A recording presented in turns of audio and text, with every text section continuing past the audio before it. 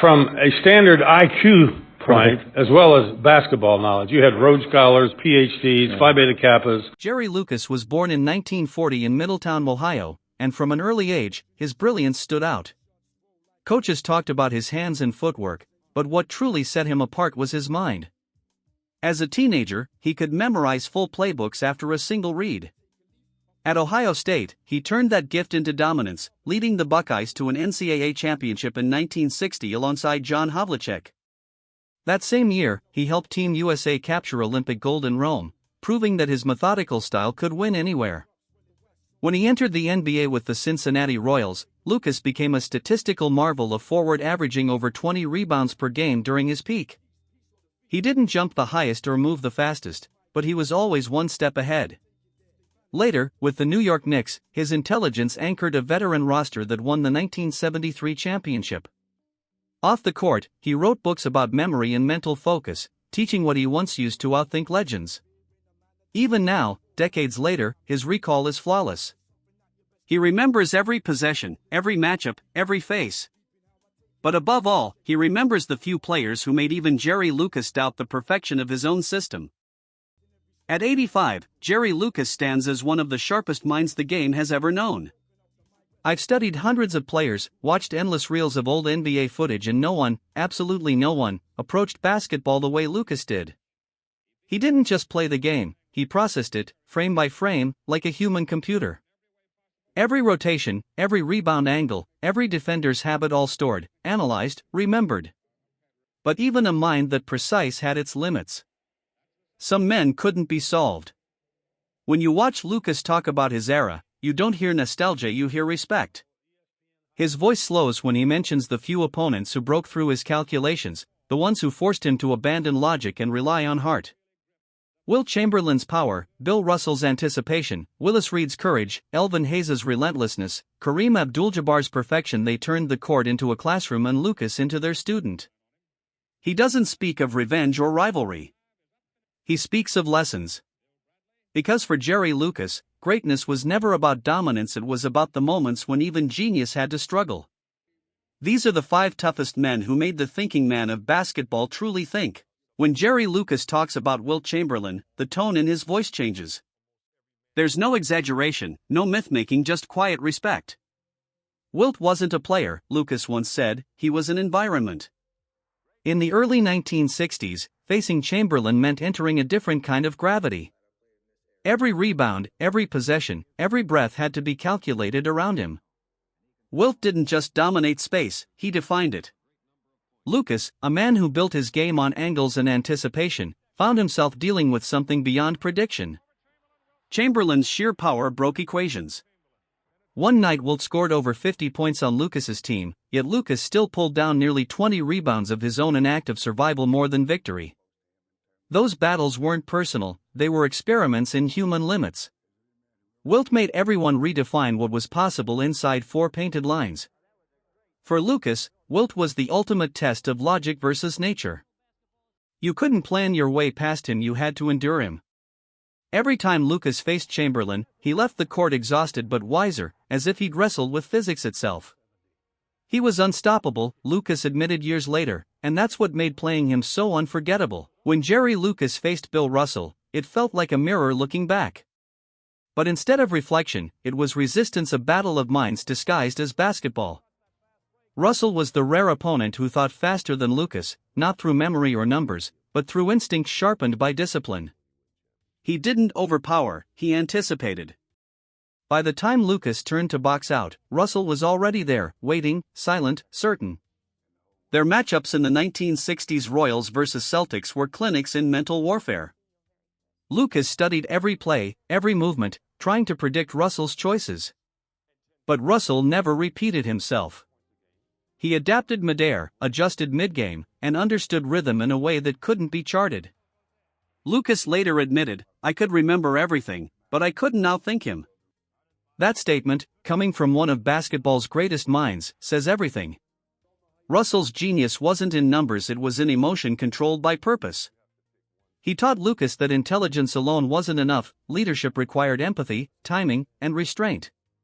When the game ended, there was no animosity between them, only mutual understanding. For Lucas, Russell was the one man who turned basketball into philosophy. "He didn't just defend me," Lucas once said, "he educated me." When Jerry Lucas joined the New York Knicks in the early 70s, he didn't just meet teammates, he met a general named Willis Reed. Reed was the embodiment of grit, a man whose strength came not from numbers but from conviction. Lucas had studied players his whole life, but Reed was different. You couldn't analyze heart. You could only witness it. He remembered that legendary night in 1970, when Reed limped out of the tunnel for Game 7 of the finals. The Garden roared, and Lucas, watching from the bench of another team, felt chills. Years later, standing beside Reed as teammates, he finally understood what he'd seen: not heroism, but pure leadership. Reed played through pain that logic couldn't justify, because his presence was worth more than his body. In practice, Reed said little, but his silence carried authority. When he looked you in the eye, you knew effort wasn't negotiable. Lucas, the cerebral technician, admired how Reed commanded emotion without losing control. "He didn't outthink the game," Lucas would say, "he outfought doubt." Willis Reed taught Jerry Lucas that intelligence means nothing without courage. Some men win with brains, others with will, but Reed, somehow, won with both. By the time Jerry Lucas faced Elvin Hayes, he was already nearing the twilight of his career. Hayes, meanwhile, was entering his prime, younger, stronger, endlessly determined. Their matchups were not elegant chess games like those against Russell, they were endurance tests. Hayes played every possession as if it were personal. He didn't talk, didn't taunt, didn't break focus. He just kept coming, one hard drive, one rebound, one body blow at a time. Lucas approached the game through precision. Hayes approached it through repetition. Over and over, he attacked until intellect began to give way to exhaustion. "You could plan for Wilt," Lucas once said. "You could study Russell. But with Elvin, you just had to survive." Hayes was a physical puzzle that no amount of memory could decode. His energy reset every quarter, his confidence never cracked. In those duels, Lucas saw the future of the game: faster, stronger, less predictable. He respected Hayes not only for his skill but for his relentlessness. It was a different kind of intelligence, one born of willpower rather than logic. "He didn't let me rest," Lucas recalled years later. "He made me earn every breath." When Jerry Lucas speaks about Kareem Abdul-Jabbar, there's a tone of admiration that borders on awe. Kareem wasn't a storm like Chamberlain or a strategist like Russell, he was precision made flesh. The skyhook, that single graceful motion, was an equation no one could solve. Lucas studied it the way a scientist studies a constant: repeatable, flawless, eternal. He knew the angle, the timing, the release, and still, he could never stop it. Their meetings on the court felt less like competition and more like a study of evolution. Lucas had built his career on intellect and preparation, but Kareem represented the next stage: intellect fused with artistry. Every movement was measured, every shot calculated yet effortless. "He didn't overpower you," Lucas once said. "He outdefined you." Lucas saw in Kareem the embodiment of everything he believed basketball could be: balanced between reason and instinct, mastery and emotion. When the game ended, there was no bitterness, only respect between two thinkers of different eras. Kareem's calm dominance was a reflection of Lucas's own ideals, carried further than he could take them. "He was," Lucas once admitted, "the perfect answer to every question I ever asked about the game." Looking back, Jerry Lucas doesn't remember the noise, the headlines, or even the trophies. He remembers the men who forced him to think harder, to dig deeper, to accept that even intelligence has limits. Wilt taught him about inevitability, Russell about purpose, Reed about courage, Hayes about endurance, and Kareem about perfection. Each one reshaped the way he saw the game and himself. To Lucas, those battles were never about winning or losing. They were lessons written in sweat and silence. Decades later, he can still recall every frame, every adjustment, every unspoken moment of respect.